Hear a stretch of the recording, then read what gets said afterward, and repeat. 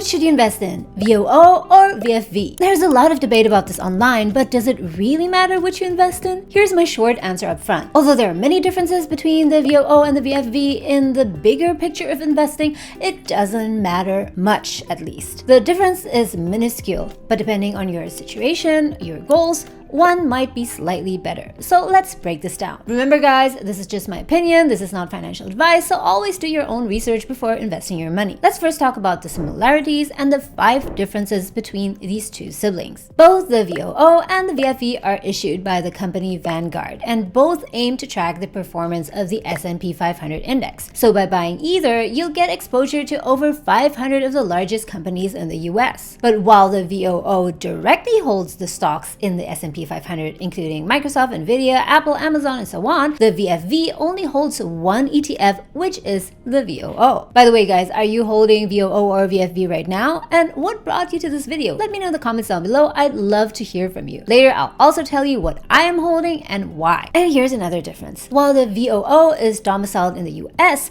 so it's legally registered there and is listed in US dollars, the VFV is domiciled in Canada and is listed in Canadian dollars. What this means for you as Canadian is that if you invest in the VOO, you are not only exposed to the S&P 500, but also to the USD Canadian dollar currency fluctuations. Whereas if you invest into the VFV, you'll be buying the VFV using Canadian dollars, and when you sell your VFV, you get Canadian dollars back, so no currency fluctuation or exchange involved here. The other difference is the MER, or the management expense ratio. These are basically the fees for the manager and administration expressed as a percentage of your investment. The VOO has a lower fee of 0.03% compared to the VFV with 0.09%. If you hold $1 million in the VOO, this would come down to $300 per year. For the VFV, this would be $900 per year. Over 10 years, this would add up to $3,000 and $9,000, a difference in $6,000 in fees, not counting compounding. But if you only hold $100,000,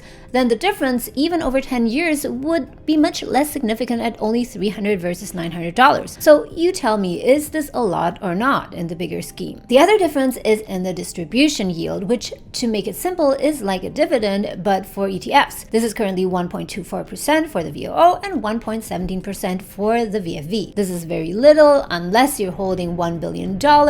If you ask me, this tiny difference is not a reason to choose one over the other, as normally you would invest into VOO or VFV for their growth, being a growth ETF, and not for their distributions. And the 5th difference that matters a bit more are taxes. Here's the deal. If you as a Canadian buy US stocks or ETFs, whether that's the VOO or the VFV, the US will withhold, a diplomatic way to say, take 15% of your dividends in most cases. So here on VFV's page, under distributions, you'll see foreign income, or the distributions, 1.751118, and next to it, foreign tax paid, 0.27185. which is 15%. Because the VFV is a Canadian domiciled ETF, withholding taxes are applied no matter in which account you hold this, non-registered, registered, TFSA, or RSP. And also know that you won't see any withholding taxes as a bill because they're already deducted. But there is a way to avoid withholding taxes on dividends. Your dividends will not be subject to non-resident withholding taxes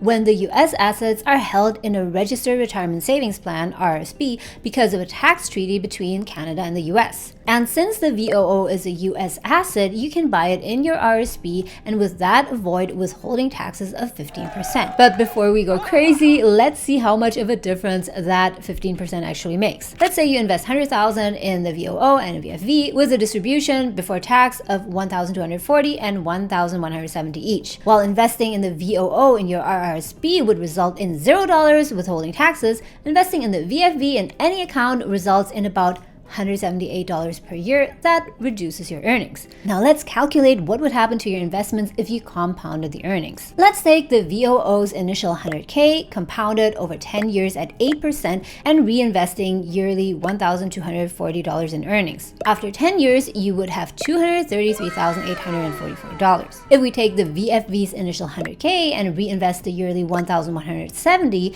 you'd end up with about $232,842, a difference of about $1,000. What do you think? Which is better? Now, before we continue breaking down whether the VOO or VFV is better, let me know in the comments down below how long you've been investing for. In case you haven't started yet or are looking for a second investing platform that's super simple to use and has zero fees for trading stocks and ETFs, consider Wealthsimple. If you use my referral code in the descriptions down below, you'll even get a $25 bonus straight into your account. But if you're now convinced that you want to buy the VOO by using Questrade, you can avoid fees when exchanging your Canadian dollars to US dollars by using what's called Norbert's Gambit, which is possible on Questrade. If you use my link, you'll get a $50 bonus when you fund your account with $250. In any case, don't overthink it. You can't go wrong with either of them. I have accounts with both Wealthsimple and Questrade because I personally don't like all of my money sitting on one platform. So start with either one. Now continuing. Which is better, VOO or VFV? Let's just all calm down. Next, let's compare the performance of the two.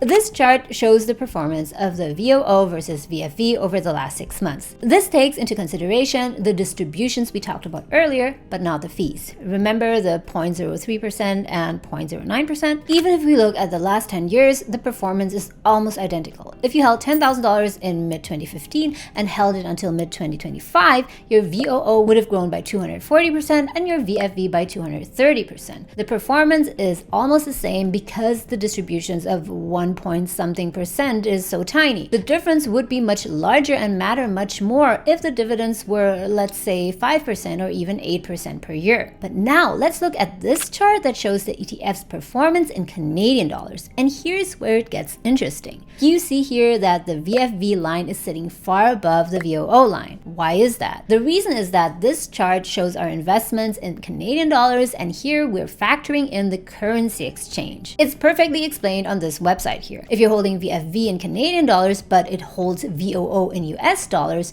you're exposed to foreign exchange rates. And that can manifest in two ways. If the USD strengthens relative to the Canadian dollar, then all else being equal, the price of VFV would rise. This is because the underlying assets, the VOO shares denominated in US dollars, become more valuable in Canadian dollar terms. Conversely, if the Canadian dollar strengthens against the USD, the price of VFV would fall, all else being equal. This decrease occurs because of the value of the underlying US dollar asset would be lower when converted back to Canadian dollars. Historically, this currency risk has worked in VFV's favor. And here you see that over this time frame, the VFV's CAGR, or compounded annual growth rate, was 17.1% compared to 14.36% for the VOO. So you see the total performance of VFV versus VOO doesn't just depend on its distributions, management expense ratio, withholding taxes, or non-existence of it, but in large part it depends on the USD to Canadian dollar currency fluctuations. Guys, before we continue with two key questions to ask yourself when making the decision between VOO versus VFV, if you're enjoying my video so far and the way I break down all things financial in Canada, then consider subscribing. Make sure you hit the notification bell so you'll get updates on all of my videos. Now, if we disregard currency fluctuations for a moment, it seems like the VOO has a slight edge over the VFV. But next, I want to talk about two very important questions that you need to ask yourself when making this decision. The best decision for yourself will ultimately depend on your needs. The question to ask yourself is, what is your time horizon for investing? If it's short term, if you're planning to retire soon, assuming you retire in Canada and need Canadian dollars to live on, the VFV may be a better choice. You won't need to deal with any currency fluctuations, anticipating the Canadian dollar to weaken or strengthen, and exchange fees. But if you're investing for the longer term, holding VOO in your RSP, that's if the RSP is a good choice for you, which we'll talk about in a moment, the VOO may have an edge with its lower fees and no withholding taxes. The second question to ask yourself, and what I think matters a lot more, is your overall tax strategy in Canada. The question of whether you want to invest in your RSP, your TFSA, both, or if both are maxed out, invest in non-registered accounts. In general, if you're in a low income tax bracket but expect that your income will increase to a high income bracket in a few years, it's better to hold off with your RSP so you can benefit from higher tax deductions later on. If you're planning to buy your first home, the FHSA would be your first choice. But if you're in a high tax bracket now, it may be worth investing in your RSP right now. And there are nuances to this, so check out this video for more details. In case you decide that you want to invest in both your TFSA and RSP, Then decide how much you want to invest in each. After that, it will be easy to decide what to buy in which account. Now, as promised,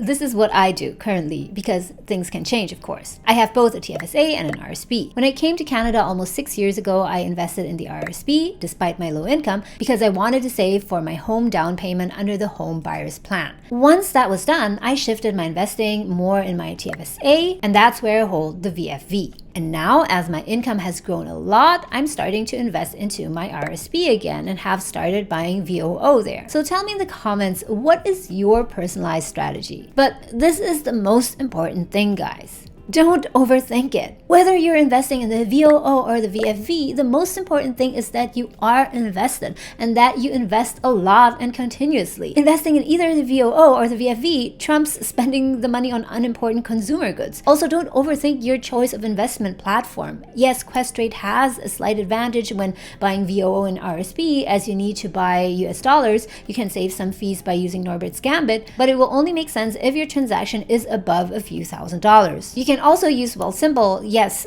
foreign exchange fee will apply, but it's nothing in the bigger scheme. And this is what I mean by the bigger scheme. This is why I don't sweat about VOO and VFV as much as some people, at least. I like to keep my eye on the bigger picture, meaning I ask myself, what asset in the market performs the best, not just right now, but over the next decades? And in my opinion, that is Bitcoin. While VOO and VFV had growth rates over 14%, 17% per year, Bitcoin has grown over 100% per year in the last 13 years. So it's not just a trend or hype. For those of you interested, I will be starting a new channel just on Bitcoin in about a month or so. So comment down below if you'll meet me there. Now, if you want to find out which other ETFs in Canada I like, then check out this video next.